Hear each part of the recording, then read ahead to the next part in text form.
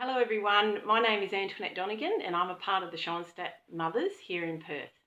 Today we are celebrating Schoenstatt's Foundation Day, the birthday of our Covenant of Love. And for this reason I want to share with you some of the fruits of this Covenant of Love in my own life, particularly in relation to the home shrine. I made my Covenant of Love with our Blessed Mother on October 7th, 2014.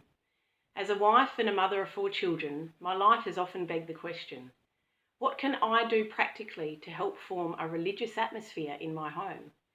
How can I save my children from the secular worldly views of the meaning of life? How can I educate my children to become strong, free personalities? The answer is, I can't. The only way is to turn to our Blessed Mother for help. Now, whenever I refer to our Mother Mary, I'm obviously referring to our Lord Jesus, as they are inseparable. We need the Blessed Mother, our great educator. Only if she steps in to help us do we have a chance. This is the inspiration which gave birth to the original shrine and especially to the home shrine. During the exile years of Father Kentenich in Milwaukee in the 1960s, there were a few families who had this same dilemma and they brought it to Father Kentenich. In turn, Father relied on divine providence to work through these families, which eventually gave birth to the home shrine. In 1948, Father Kentenich wrote in a letter to the families in Schoenstatt. He said, "Take the picture of the Blessed Mother with you and enshrine it in your homes. Then they in turn will become little shrines where the venerable picture will prove to be a source of grace, create a holy family atmosphere and form holy family members." The biggest struggle in today's world is trying to keep the family unit strong and unbroken. The family is the building block of society. Father Kentenich had concerns in 1932 when he said, "We are concerned with the existence of human society. What is the source, the nucleus of human society? Marriage and the family. If the root, marriage and family life, is sound, the whole tree is sound, including the blossoms and fruits. If the root is sick, what will the tree be like? At stake is therefore the very survival of human society, particularly in its highest forms, the church and the state. Their continued existence depends on sound marriages and families. If we would like to help build up the national states, our primary concern must be to ensure that the basic cell of society is sound. If we would like to educate sound and good citizens for the state, we must see to it that the corresponding virtues are practiced in the family." So what can we do to create holy marriages and families? The home shrine. As Father Kentenich said, the idea of a shrine in the family was not solely a matter of living out of the covenant, but of relying on the covenant to call on the MTA to settle in the home. When Father Kentenich presented the founding document for Schoenstatt on October 18, 1914, it began a movement of grace. Father Kentenich and the founding generation invited our Blessed Mother to dwell within the shrine, to dispense graces to those in need. But this would only work if the people in turn would offer their daily sufferings and strivings to the capital of grace. Nothing without you, nothing without us. The shrine was transformed into a place of grace. So, what if we could have the same place of grace in our homes? We can. The home shrine. In 1950, Father Kentenich explored this idea with the family, saying, "The Blessed Mother dwells and works here in a special way. She can do that anywhere, but in particular places she reveals a particular effectiveness. And which grace do we expect from her? We want to become able to live the covenant. We want to receive graces, including that of the proper education of our children. We need her and her help for the physical and even more so for the spiritual help of our children. We take the good air, this Schoenstatt air, with us back home through our covenant of love with the Blessed Mother." The families wanted to invite the Blessed Mother to dwell in their homes. In 1963, Father Kentenich explained in a talk to the families how this is even possible. He said that if we have the original shrine, then we have the daughter shrines. Now there is a third order, the home shrine. He said, everything which holds true for the original shrine and for the daughter shrines also holds true for the home shrines. Wow, let me say that again.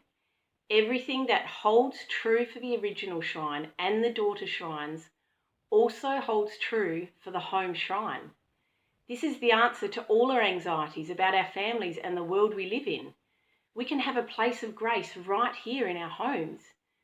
When this was proclaimed by Father Kentenich on November 18, 1863, the idea took root in people's hearts. For this to work, though, we must understand nothing without you, nothing without us. So Father Kentenich explained the promises and demands of Schoenstatt's founding document. This is what the Blessed Mother promises. Then it will please me to dwell in your midst and dispense gifts and graces in abundance. I will draw youthful hearts to myself. I will educate them to become useful instruments in my hand. On the other hand, the demands also need to be applied. So what are the demands I must fulfill with my spouse and children for this to work? Firstly, prove to me first that you take your covenant of love seriously. We must strive together for a serious self-sanctification as husband and wife. We must increase our striving to the highest degree. The faithful fulfillment of your duties, the cultivation of a life of prayer. We must give all of this the character of contributions to the capital of grace. So all of these applied to our home shrines. The more we can place into the capital of grace, the more graces our Blessed Mother can dispense to us. The families needed to make a conscious act of inviting our Blessed Mother to dwell in their homes. Most importantly, Father Kentenich said, if we see our home shrines through the eyes of faith, we see that they belong to the Schoenstatt shrine. In other words, God and the Blessed Mother want to be active and effective in a completely special way in this place, in my home, just as in the original shrine and the national shrines. This calls for so much faith on our part. What an amazing gift we have been given. Our Blessed Mother has not left us alone in our striving for everyday sanctity and in the education of our families. There are so many examples I can think of in my home where our Blessed Mother has educated us and filled our hearts with grace. The moments where I look back now and think, how did I ever get through that? One such occasion was when a member of my family was in a rage and nothing would calm them down. I felt so weak and full of anger that I thought I could burst. I turned to the Blessed Mother in our home shrine and she calmed me. She inspired me to join with my other family members and say a rosary for this person. Afterwards, I lay in my bed reflecting on what happened. The words from Mother Teresa replayed over and over in my head. Love until it hurts, then love some more. So I got up and served this person with love. I wrote them a letter telling them how much I loved them. For me to react in such a grace-filled way is because of the graces I receive from the Blessed Mother through my home shrine. She helps me to see my family members through the eyes of love, to see through the way they treat me or their bad habits, to see them fully as children of God. Our Blessed Mother helped me to find a new, total and free love for my family members which I never had before. True, I am not perfect and I failed this many times, but every morning I wake up with a fresh start and the same striving for sanctity with the help of our Blessed Mother through my covenant of love with her and the home shrine. One of my children gave their testimony about our home shrine. They said, having the home shrine in my home is having a place of grace where I feel Jesus and Mary. It feels like they are always there and are listening. I'm giving them graces by praying and they are giving me graces to help me. It is a place I can go to and meditate and be in the presence of our Lord. The home shrine makes me feel loved and seen for who I am and forgiven. Another member of Schoenstatt also gave me their testimony about their home shrine.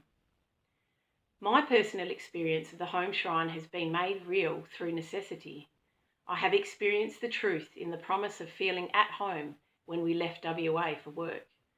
Despite moving at least once a year over the past 6 years, I've always felt secure and safe at home as long as the MTA has been with us.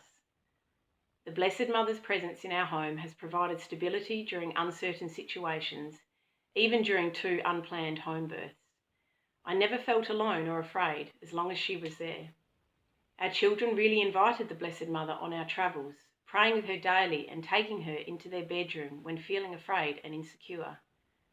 When we first left Perth 6 years ago, I was a little fearful for my continued growth in the Schoenstatt spirituality.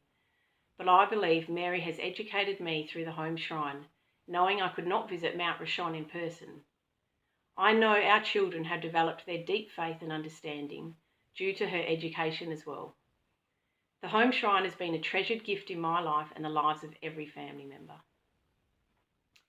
One thing Father Kentenich quoted from Cardinal Faulhaber was that human lovers give each other roses as an expression of their love. But when the divine lover wants to show us his special love, he gives us not only the roses, but also the thorns.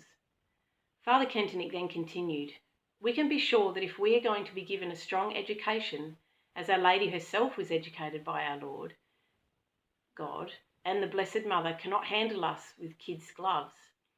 In one way or another, each of us must ascend the cross. So many times in life when we suffer, we're tempted to ask why or blame God. Our Blessed Mother, by dwelling in our homes, can help us to embrace our suffering and persevere with faith and hope. Having a husband who doesn't share my faith is a cross in my life. Some times are harder than others, and it can be especially isolating.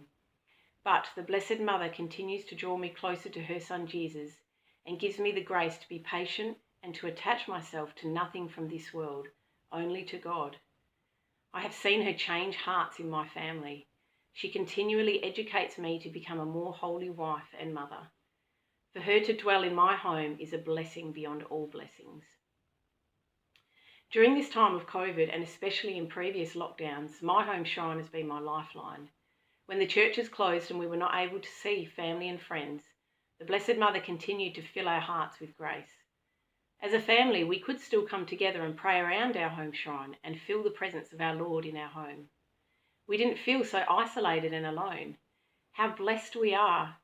Even though we couldn't physically go to the shrine, we could still receive the graces through our home shrine. Father Kentenich once said, "The shrine cannot be destroyed. Collectivism can close or destroy all the churches, close or destroy all our shrines, but the home shrines, no one can destroy them. No one can destroy them. We have so much in our home shrines. We have no reason at all to lose hope and faith in our Blessed Mother and her promise to transform our hearts and educate us all to become saints." I'm going to finish with a prayer Father Kentenich wrote in 1965 in Milwaukee. It's named the Home Shrine Prayer. "My home is your shrine, where you worked to the glory of the Father. There he transforms my entire being into the Trinity's most beloved shrine, where the sanctuary light constantly burns and the glow of love never dies, where the fire of sacrifice upon sacrifice banishes all selfishness from the heart, where roses adorn the altar and lilies never cease to bloom, where paradise breezes waft and raise heart and mind to heaven, where the spirit of the world cannot enter, as in the eternal city of Sion, where peace reigns and happiness laughs, because God's angel keeps diligent watch, where Christ rules and is triumphant and leads the whole world to the Father." And just to finish off with some reflection questions. Name 1 or 2 practical ways in which you try to live out your covenant of love with your home shrine. How has your home shrine helped you and your family? How has it especially helped you during this time of COVID? How do you try to make links between your home shrine and the daughter shrine nearest to you? God bless all of you and your families. Thank you for listening.